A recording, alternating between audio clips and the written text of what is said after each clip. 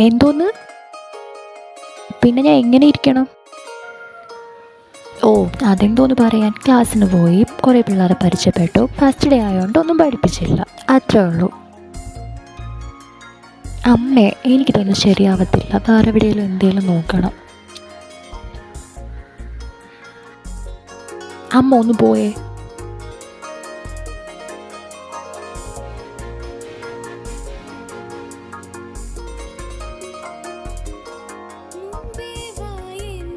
ഇവളെന്തിനാണാവോ ഇപ്പം ഇങ്ങോട്ട് വരുന്നേ?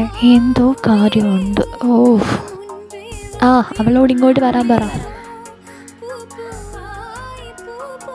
ഓ, ഞാനത് അമ്മേനോട് പറയുമായിരുന്നു. എനിക്കിതൊന്നും പറ്റിയതല്ലടി, വേറെന്തേലും നോക്കണം.